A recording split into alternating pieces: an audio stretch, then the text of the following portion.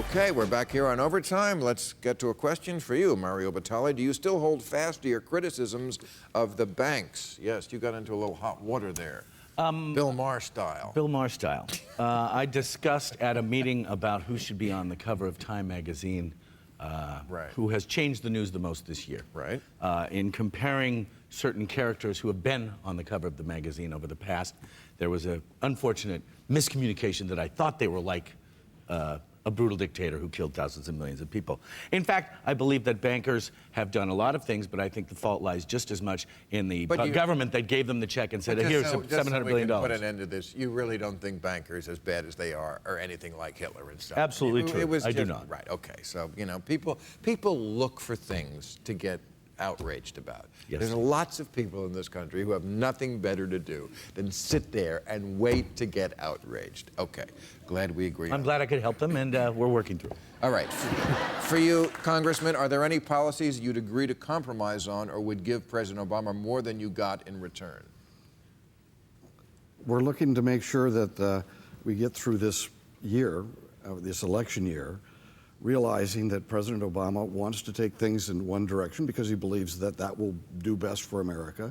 And those of us in the Republican Party want to go in another direction because we believe that's best for America. We're going to have to get through this year, and the American people will decide when they go to the polls what direction they want to go. Right now, they've split power when you say direction, between people who disagree. Okay, but you know, I think, again, it gets exaggerated how far he wants to take it. You were in Congress in the 90s. You came in '89. Clinton came in '93. There was a small tax raise that he put forward that not one Republican voted for. The economy turned around. Turned out that tax raise really did a lot of good things for the economy.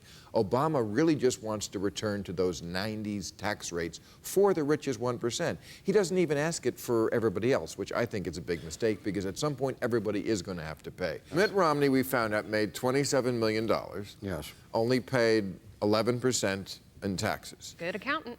Okay, okay. But now, in the debate on Monday night, so you want to get rid of all of these deductions for foundations, for to churches, all these things that you don't like. Okay, but that's a completely different issue. Let me just get to the question. That's why you didn't pay that higher taxes. What is it with strippers and booze? Okay. Is it better to give it to the bureaucracy than to a foundation? Let me just ask the question. All right. Let me just ask the question. Okay.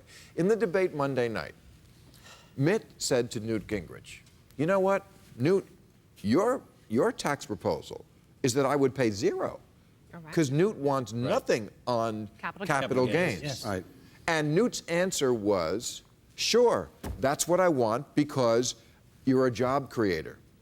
Now, since Mitt left Bain and has been making this 20-something million every year, how many jobs has he created? I don't know. You just Is he really a job creator? Has he been really using that money to create? He has? You know what? I'll tell you something. Maybe, just maybe the Mormon Church has hired some people. Just maybe. Okay? Oh, no. I'm talking about in this life. No. You think you'd rather have the money that he gave to the Mormon Church go into the federal bureaucracy. No, I think it's okay that he's and what he's doing in the Mormon Church may well be some philanthropic goal that both you and I could agree on. You know what they spend it on? Against Prop 8, making sure that gay men couldn't get married. That was funded by the Mormons. I'm outraged. No, a Prop 8, which was the actually, the Yes on 8 campaign, but not just the Mormons. Who else came out and voted for Prop 8? But no one in the community would acknowledge that. And there were two groups of people who were... We pull no punches on this show. That's damn right, baby. And by the way, I just want to know, I can't wait until I make enough money that I have a blind trust where someone I don't know and I never talk to invests my millions of dollars in Switzerland, Luxembourg, and the Cayman Islands.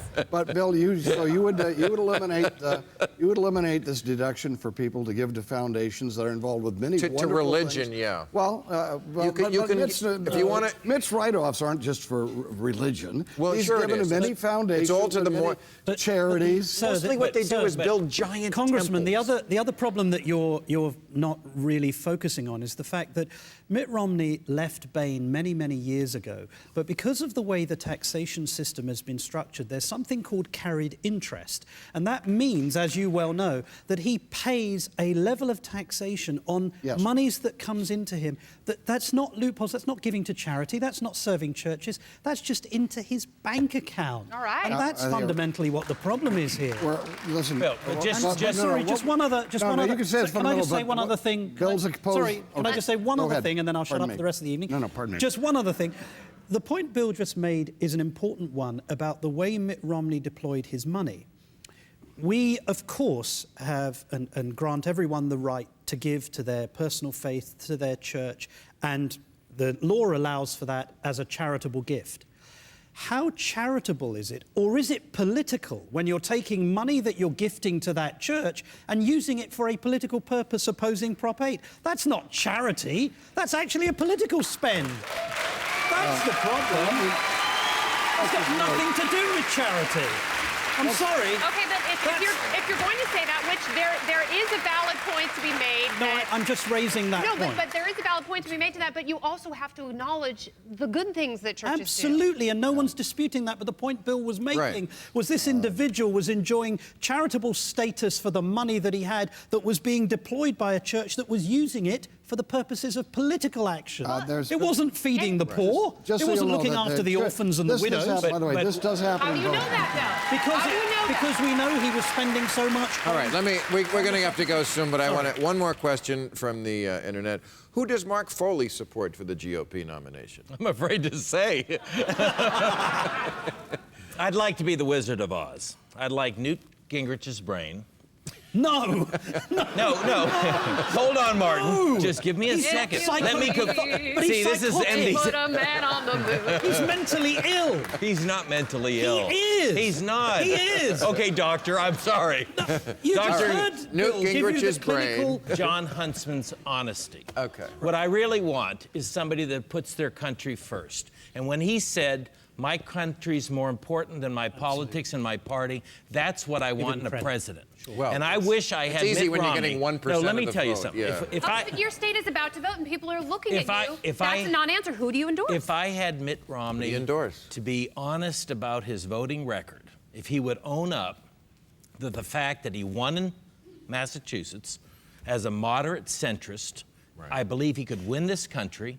And I believe if he'd be proud of that record and say, yes, I voted for gay initiatives because I actually had gay constituents. Yes, I voted for things like health care because health care is a disaster in this country. If he'd own up to his record, I would proudly say today, Mitt is my guy. But when you pretend somehow you weren't there and I didn't have anything to do with those initiatives, and I wish you'd all forget about it so I could just get by this primary and win the presidency, so we're all kidding each other. Both Democrats and Republicans have spent their life trying to obfuscate their true beliefs because they think if they say what's on their heart and their mind, they won't win an election.